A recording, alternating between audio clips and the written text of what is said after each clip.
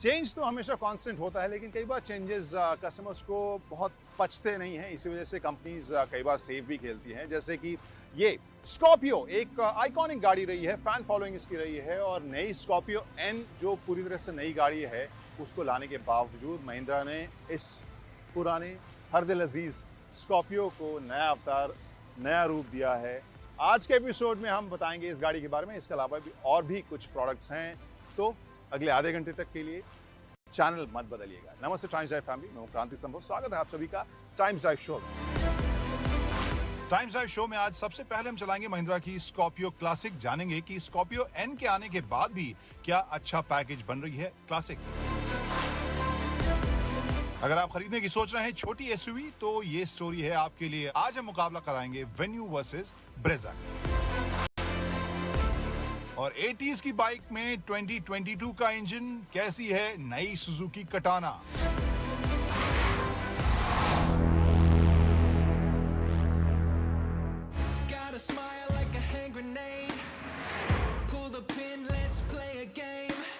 महिंद्रा के सामने एक पुराना सवाल आ गया था।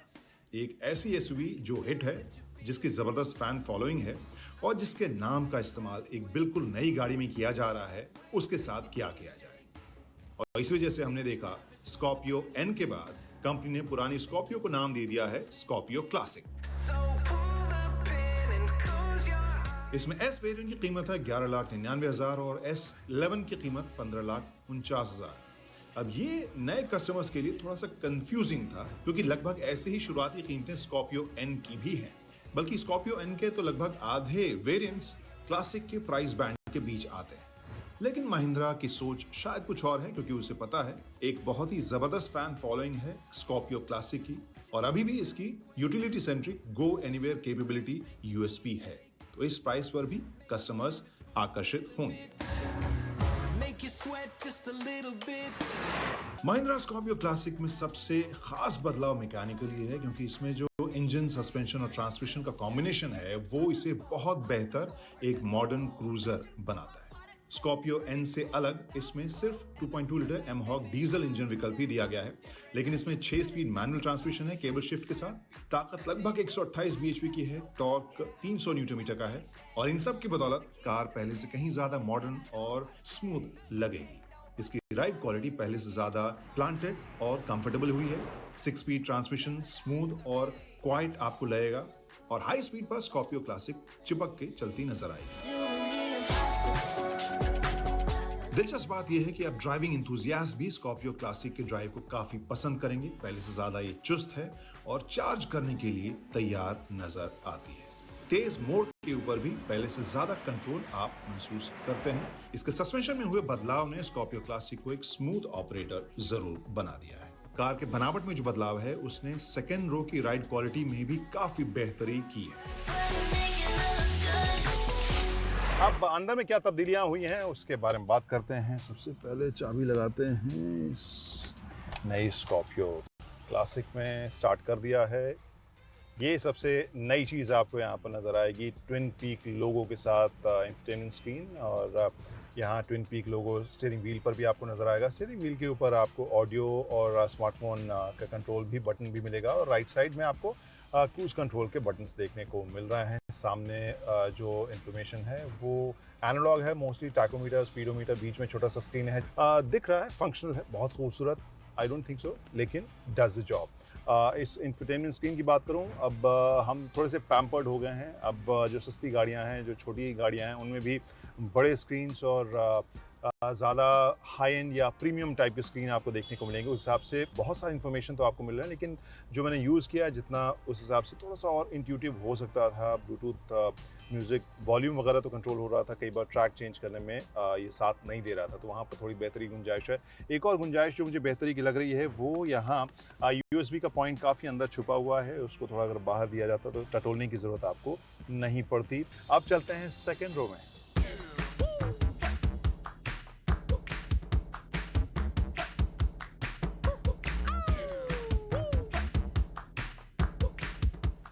Kranti Samar reporting from the second row of Scorpio classic यहाँ सबसे पहली चीज़ जो दो चीज़ मुझे महसूस होती है, एक तो ये कि यहाँ से भी ड्राइवर सीट की तरह बहुत ही अच्छा व्यू मुझे मिलता है। इसकी हाइट आपको थोड़ी सी ऊंची लगती है, रूफ जो है वो काफ़ी ऊपर गया है, इस वजह से मेरे जैसे हाइट के पैसेंजर के लिए यहाँ पर हेडरूम भी काफ़ी है। नी रूम, लेग रूम मुझे काफ़ी कंफर्टेबल सा लग रहा है। AC इवेंट्स आपको यहाँ मिल रहे हैं, लेकिन USB का पॉइंट मुझे यहाँ नज़र नहीं आ रहा है। और आज की तारीख में जिस सेगमेंट या जिस प्राइस के साथ ही गाड़ी आ रही है उस हिसाब से मुझे लग रहा है कि USB के पॉइंट्स एक्स्ट्रा होते तो यहाँ पर अच्छा होता। साइड में अगर बात करें, एक बड़े बॉटल की जगह और एक फ़ोन रखने की जगह आपको मिल रही है। और अब बात करते हैं उस एस्पेक्ट की जो स्कॉर्पियो की यूएसपी रही है, और वो है थर्ड रो। और वहाँ पे एंट्री भी आपको आसान ही मिलेगी। यहाँ पर जैसा हमने बताया, फ्रंट फेसिंग सीट आपको स्कॉर्पियो में थर्ड रो में इस वाले सेटअप में मिल रहे हैं। और मैं वो ज़रूर कहूँगा कि छोटे बच्चों के लिए भी ये जगह नी रूम के हिसाब से मुझे बहुत प्रैक्टिकल फंक्शनल नहीं लग रहा है। यहाँ पे आई गेस जो साइड फेसिंग जो सीट्स थे, हालांकि सेफ्टी की वजह से कंपनी ने अपनी बहुत सारी गाड़ियों में बंद कर दिया, लेकिन वो मुझे लगता है ज़्यादा शायद कस्टमर्स पसंद करेंगे। वहाँ पर थोड़ी सी जगह भी मिल रही है और वहाँ पर लेग रूम या नी रूम भी लोगों को मिल जाएगा। साइड फेसिंग जो सीट्स हैं यहाँ पे बहुत ज़्यादा प्रैक्टिकल इस सेटअप में मुझे ये महसूस नहीं हो रहा है थर्ड रो। महिंद्रा स्कॉर्पियो में जो कुछ शिकायतें कार प्रेमियों को रही हैं, उनमें से ज्यादातर मुद्दों को महिंद्रा ने सुलझा दिया है। राइड क्वालिटी मॉडर्न भी हुई है, लेकिन फीचर्स के मामले में ये लिस्ट उतनी मॉडर्न नहीं हुई है जितनी सस्ती गाड़ियों में मिलने वाले फीचर्स की लिस्ट के तौर पर भी हम लोग देख रहे हैं। कैमरा के रेजोल्यूशन और USB पॉइंट्स की बढ़ोतरी, ये सब कुछ मुद्दे थे जो हमने महसूस किया। लेकिन ओवरऑल ऐसा लगा कि स्कॉर्पियो क्लासिक अभी भी एक स्ट्रॉन्ग कंटेंडर है इस सेगमेंट में, और बहुत से कस्टमर जो utility centric go anywhere type की गाड़ी खरीदना चाहते हैं, उनके लिए स्कॉर्पियो क्लासिक एक सेंसिबल ऑप्शन हो सकता है।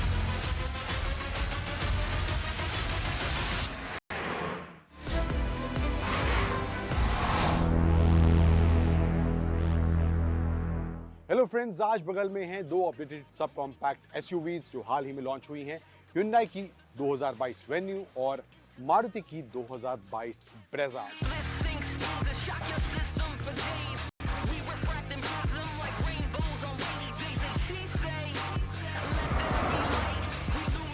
शुरुआत इन दोनों के डिजाइन से कर लेते हैं और फेस में ही मेजर बदलाव दोनों के देखने को मिल रहा है।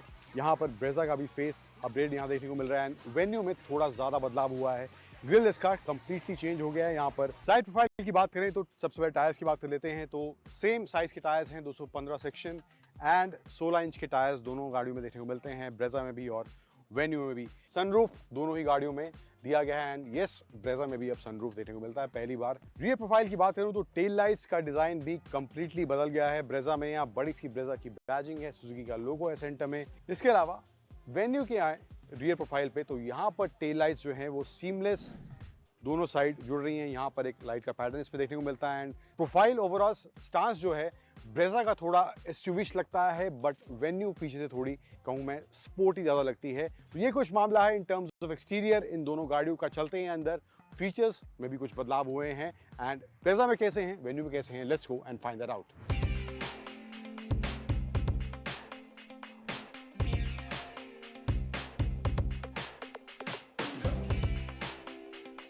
तो इस 2022 Hyundai वेन्यू की फ्रंट रो की डैशबोर्ड फीचर्स की बात कर लेते हैं। क्या फीचर्स यहाँ देखने को मिल रहे हैं, तो यहाँ पे इसका स्क्रीन दिया गया है, टच स्क्रीन है, इंफोटेनमेंट सिस्टम जिसमें देखने को मिलता है। इसका जो इंटरफेस है वो भी अब थोड़ा पहले से बदला हुआ है, थोड़ा बेटर मैं कहूँगा कि इंटरफेस अब इसका देखने में लग रहा है। वायरलेस चार्जिंग भी यहाँ पर इस Hyundai वेन्यू के इस वेरिएंट में देखने को मिल रही है। 7 स्पीड DC वाला वेरिएंट है as I told you, and यहाँ पर इस वाले वेरिएंट में ड्राइव मोड दिए गए हैं। 3 मोड हैं, इको, नॉर्मल और स्पोर्ट। इसके अलावा यहाँ पर इसका TPMS यानी कि टायर प्रेशर मॉनिटरिंग सिस्टम भी यहाँ पर इसके डिस्प्ले में देखने को मिल रहा है। पैडल शिफ्टर्स यहाँ पर इसके इस टर्बो वाले वेरिएंट में यहाँ पर दिए गए हैं। चलते हैं ब्रेजा के अंदर, वहाँ मामला कैसा है, कितना बदला है, क्या इससे बेटर है, let's go and check that out.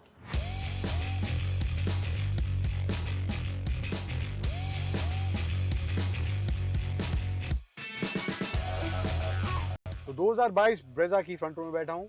अब इंटीरियर का मामला यहाँ पर यस ऑफ कोर्स काफ़ी आगे बढ़ गया है। 9 इंच का नया स्मार्ट प्ले स्टूडियो स्क्रीन देखने को मिल रहा है, जबकि वेन्यू में 8 इंच का स्क्रीन यहाँ पर इंफोटेनमेंट सिस्टम दिया गया है।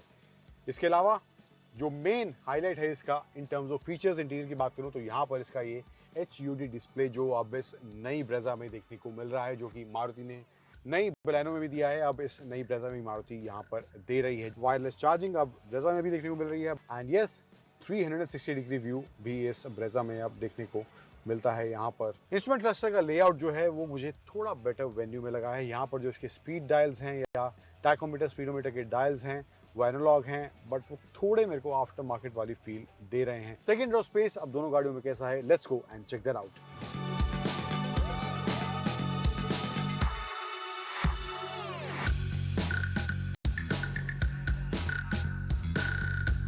सो वेन्यू की सेकेंड रो की बात करूं तो यहाँ पर स्पेस मेरे हिसाब से leg room, Thai support, headroom का स्पेस डिसेंट यहाँ देखने को मिल रहा है। सीट मैंने आगे की अपने हिसाब से एडजस्ट करी हुई थी। यहाँ पर rear AC vents with 2 USB-C charging port यहाँ पर इसमें देखने को मिल रहे हैं। चलते हैं ब्रेजा में, वहाँ मामला कैसा है एक बार उसको देखते हैं।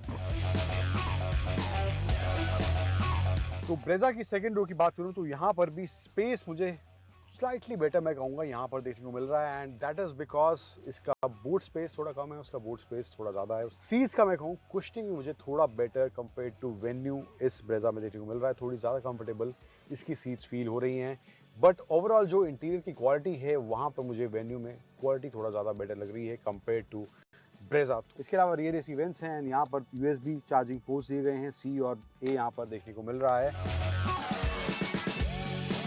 कौन सी गाड़ी इन टर्म्स ऑफ परफॉर्मेंस दूसरी से बेहतर है, चलते हैं उसकी ओर।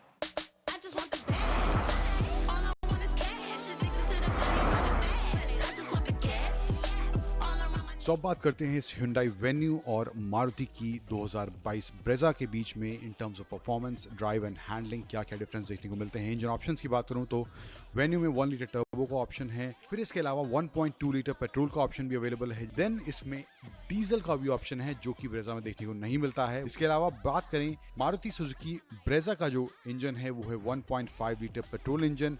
ऑटोमेटिक में फ्यूल एफिशिएंसी है 19.80 किलोमीटर पर लीटर और मैनुअल में है 20.15 किलोमीटर पर लीटर की।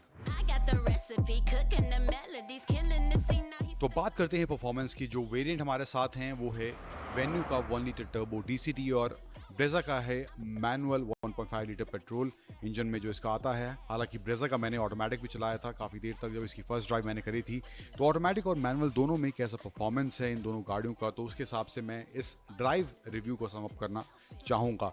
तो Hyundai Venue की बात करूँ इन टर्म्स ऑफ परफॉर्मेंस तो ये 1 लीटर टर्बो वाला जो इंजन है, पावर डिलीवरी काफ़ी अच्छी देखने को मिलती है, टॉर्क भी काफ़ी अच्छा शुरुआत से ही इस इंजन में देखने को मिलता है। वो इंस्टेंट किक शुरुआत से इस टर्बो इंजन में ज़रूर फील होता है। देन इसके अलावा इसका मैंने 1.2 लीटर पेट्रोल भी चलाया है, तो वहाँ पर वो शुरुआत वाला इंस्टेंट किक आपको देखने को नहीं मिलेगा, बट ओवरऑल लेटर ऑन बाद में स्मूथ परफॉर्मेंस का देखने को मिलता है। पावर डिलीवरी थोड़ा लेटर स्टेज पे इसकी अच्छी देखने को मिलती है। फिर ब्रेजा की बात करूं तो वहाँ पर इसका जो ऑटोमेटिक है उसमें मुझे थोड़ी सी दिक्कत महसूस होती है इन टर्म्स ऑफ लैग, क्योंकि जो DCT है वेन्यू का वो बेटर परफॉर्म करता है in terms of gear shifts. Otherwise engine performance की बात करूं तो मैनुअल में ही मैंने इस ब्रेजा को चलाया है, तो मैनुअल मुझे लगता है ब्रेजा में एक बेटर ऑप्शन है। अगर आप सिटी और हाईवे दोनों पर्पज से आप गाड़ी लेना चाहते हैं तो वहाँ पर मुझे लगता है मैनुअल ब्रेजा का ऑप्शन बेटर रहेगा, बट अदरवाइज आप सिर्फ सिटी पर्पज से आप देखना चाहते हैं एंड थोड़ा बहुत compromise in terms of automatic gear shift कर सकते हैं, तो वहाँ पर ऑटोमेटिक एक अच्छा ऑप्शन बन सकता है। अदरवाइज आपको ऑटोमेटिक गियर बॉक्स में बेटर रिस्पॉन्स चाहिए, क्विक शिफ्ट चाहिए, तो वहाँ पर 7 स्पीड DCT एक बेटर ऑप्शन है Hyundai की Venue का। सो ओवरऑल एक्सपीरियंस की बात करूं, कंक्लूजन इन दोनों गाड़ियों को चलाने के बाद क्या रहा है मेरा, तो प्राइस की बात कर लेता हूं पहले। वेन्यू के प्राइस की बात करें तो वहां पर उसका प्राइस स्टार्ट होता है 7.53 लाख से और जाता है टॉप वेरिएंट के लिए 12.57 लाख तक। जो ये 1 लीटर टर्बो वाला वेरिएंट है DCT वाला, वो सिटी और हाईवे के पर्पस को सॉर्ट करता हुआ दिखाई देता है। थोड़ा सा कंफर्ट में कॉम्प्रोमाइज़ लगता है, but otherwise in terms of performance, in terms of cabin feel, ये मुझे बेटर पैकेज लगती है वेन्यू। दूसरी तरफ ब्रेजा की बात करूं तो उसका प्राइस स्टार्ट हो रहा है 7.99 से और जाता है 13.96 लाख तक ऑटोमेटिक वेरिएंट के लिए, जो इसका ड्यूअल टोन वाला ZXi ड्यूअल टोन वेरिएंट है।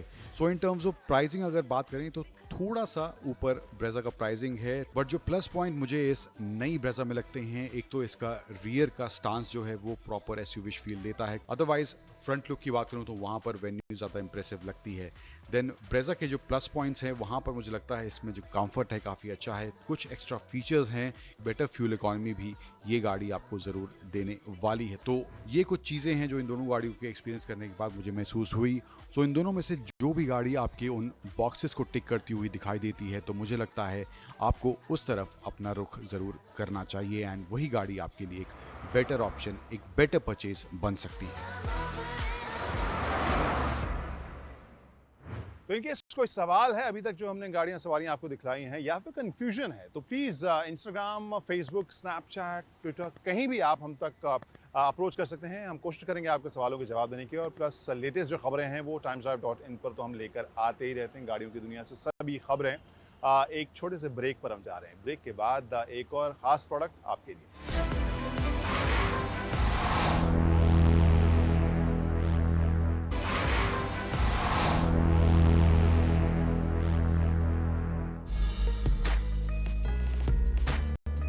इनकेस आप में से कुछ लोगों को याद हो, सुजुकी ने अपनी कटाना को पहली बार 2020 ऑटो एक्सपो में डिस्प्ले किया था और फिजिकली वो बाइक पहली बार हमें और आपको भी शायद देखने को मिली थी। लेकिन फाइनली सुजुकी अपनी कटाना को लॉन्च कर चुका है इंडियन मार्केट में। प्राइस अनाउंस हो गया है, लेकिन 2020 वाला जो वर्जन था उसके मुकाबले कुछ चेंजेस अब इस 2022 वाले वर्जन में देखने को मिलते हैं। कुछ मैकेनिकल चेंज करे गए हैं और कुछ डिजाइन में भी बदलाव इस नई कटाना 2022 में देखने को मिलते हैं। तो क्या है वो सब डिटेल्स, और फाइनली इनलाइन 4 सिलेंडर इंजन इसमें दिया गया है। तो परफॉर्मेंस ऑब्वियसली इसका हम जांचेंगे और आपको बताएंगे ये बाइक सुजुकी कटाना चलाने में कैसी है। शुरुआत करते हैं इस रिव्यू की। पहले बात कर लेते हैं इस कटाना के डिजाइन की। अब फ्रंट पे देखेंगे हेडलाइट ये बॉक्स शेप में दी गई है। 80s वाली स्टाइलिंग इस कटाना में देखने को मिलती है। स्ट्रीट नेकेड बाइक वाला फील इस 1000 सीसी की बाइक में देखने को मिलता है। देन यहाँ पे इसके DRL दिए गए हैं, इंडिकेटर्स यहाँ साइड में दिए गए हैं, बट आई बिलीव कि अगर वो यहीं पे इंटीग्रेट कर दिए जाते इसके अंदर ही तो वो ज़्यादा बेटर लगते हैं। ये यहाँ पे अलग से थोड़े बाहर से निकले हुए दिख रहे हैं, बट एनी हाउ अभी ये कुछ ऐसा यहाँ पे देखने को मिलता है। टायर्स की बात करें तो फ्रंट में 120 17 इंच के टायर्स हैं एंड रियर में 190 सेक्शन और 17 इंच के टायर इसमें रियर में देखने को मिलते हैं। यहाँ पर एक टायर हगर दिया गया है, इन केस ट्रैक पर आप चलाना चाहते हैं तो इसको अलग से निकाल भी सकते हैं। एंड ये साड़ी गार्ड इंडियन रेगुलेशंस के हिसाब से इसमें ऐड करा गया है एंड केस मुझे लगता है जो भी ये बाइक लेगा इसको रिमूव कर देगा तो ये भी यहाँ पे काफ़ी अच्छे से नीटली यहाँ पे डिज़ाइन करके ये लगाया गया है in case you need it. Engine की बात करें तो इनलाइन 4 सिलेंडर 1000 सीसी इंजन इस कटाना में देखने को मिलता है। पावर फिगर्स की बात करें तो 150 bhp और 106 न्यूटन मीटर का टॉर्क जनरेट करता है। पहले ये डिस्प्ले की बात कर लेते हैं तो यहाँ पर डिस्प्ले दिया गया है, फुल डिजिटल डिस्प्ले है जिसमें इंफॉर्मेशन की बात करें तो यहाँ पे इसके ये बटन दिए गए हैं, इससे आप trip meter, odometer, distance to empty, battery voltage कितना है, माइलेज कितना है, अभी फिलहाल 13.8 किलोमीटर का माइलेज यहाँ पे दिखा रहा है। ये सब इन्फॉर्मेशन यहाँ पर देखने को मिलता है। टाइम का इन्फॉर्मेशन, गियर इंडिकेटर एंड इसमें ट्रैक्शन कंट्रोल दिया गया है। 5 लेवल का ट्रैक्शन कंट्रोल है तो 5 लेवल पर आप उसको सेट कर सकते हैं और चाहे तो आप उसको ऑफ भी कर सकते हैं। राइड मोड्स की बात करें तो 3 राइड मोड्स हैं इसमें, A, B और C। A का मतलब है एक्शन, B का मतलब है बेसिक एंड C का मतलब है कंफर्ट। होता क्या है तीनों मोड में अलग थोड़ा थ्रोटल रिस्पॉन्स का फर्क है एंड कंफर्ट मोड में आपको थोड़ा रिस्पॉन्स थोड़ा देर से देखने को मिलता है, बट अदरवाइज एक्शन में आप रहते हैं, A मोड में रहते हैं, वहां पर इस बाइक का पूरा पावर, रॉ पावर अनलीश होता हुआ दिखाई देता है। इनलाइन 4 सिलेंडर की बात हो रही है और आपको एग्जॉस्ट नोट ना सुनाया जाए वो नाइंसाफी होगी। बिल्कुल सुनाते हैं। बाइक को स्टार्ट करा,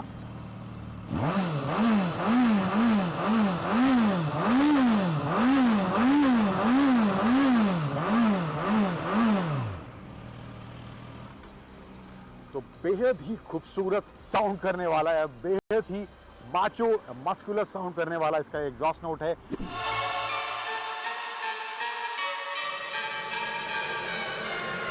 तो एक चीज को लेकर कोई शंका नहीं है मेरे मन में कि परफॉर्मेंस के मामले में ये बाइक आपको सरप्राइज जरूर करेगी। एक एक्साइटमेंट शुरुआत से और अंत तक जब आप इस बाइक को राइड करेंगे तो उस थ्रू आउट राइड के दौरान वो एक्साइटमेंट इस बाइक को चलाने के दौरान बना रहेगा। तो वहाँ पर मुझे लगता है किसी भी तरह का compromise in terms of performance जिस सेगमेंट की ये बाइक है वहाँ पर सुजुकी ने इस बाइक के साथ नहीं किया है। एंड परफॉर्मेंस की बात करूँ तो थोड़ा बहुत ट्रैफिक में मुझे इसको चलाने का मौका मिला तो वहाँ पर भी 1000 सीसी इंजन होने के बावजूद भी बाइक बहुत ज़्यादा हीटअप नहीं हो रही थी। और जो इसमें राइड बाय वायर का फीचर दिया गया है वो भी परफेक्ट क्लीन कंडीशंस में काम करता हुआ दिखाई देता है। कंफर्ट इस बाइक में वेल बैलेंस दिखाई देता है। थोड़ा बहुत अगर आप धीमी रफ्तार में चला रहे हैं तो वहाँ पे थोड़ा स्टिफनेस ज़्यादा फ्रंट सस्पेंशन में ज़्यादा फील होगा, but otherwise in terms of comfort, in terms of ride and handling bike एकदम सॉर्टेड फील होती है। अब आते हैं इसके प्राइस वाले एस्पेक्ट पर। अब हालांकि इसके डायरेक्ट कंपटीशन में कोई और बाइक नहीं है। इन केस कंसीडर करना चाहें तो कावासाकी निंजा 1000SX को कंसीडर कर सकते हैं, जिसका प्राइस इससे थोड़ा कम देखने को मिलता है, तकरीबन 1.5-2 लाख कावासाकी निंजा 1000SX इसकी कंपेरेटिवली सस्ती आपको पड़ सकती है। लेकिन इस बाइक का कैरेक्टर, इस बाइक की फील, इस बाइक के डिज़ाइन और इस बाइक की लेगेसी एक अलग तरह की है और परफॉर्मेंस भी इस बाइक में कहीं भी कॉम्प्रोमाइज नहीं देखने को मिलता है। सो इन केस आप इस बाइक की लेगेसी और इस बाइक में जो legendary engine GSX R1000 K5 engine use करा जाता है उससे मिलने वाले परफॉर्मेंस या एक्साइटमेंट को मिस नहीं करना चाहते एंड आप थोड़ा पॉकेट में और डीप जा सकते हैं तो मुझे लगता है उन एरियाज को ध्यान में रखते हुए सुजुकी कटाना एक अच्छा प्रोडक्ट आपके लिए जरूर बन सकती है। आई नो कि आप लोग ये शो इसलिए देख रहे हैं क्योंकि आपको गाड़ियों में दिलचस्पी है और आप में से बहुत सारे लोग कुछ खरीदना चाहते हैं, इस वजह से थोड़े से कंफ्यूजन में है। तो इन केस कोई सवाल है तो हम तक फटाफट भेजिए। फेसबुक, ट्विटर, स्नैपचैट, इंस्टाग्राम सभी जगह हम अवेलेबल हैं। timesdrive.in हमारा वेबसाइट है, वहाँ लेटेस्ट खबरें हम लेकर आते हैं from the world of cars and motorcycles. और अब अगले हफ्ते तक के लिए पूरी टीम को दीजिए इजाजत। Bye bye, drive safely.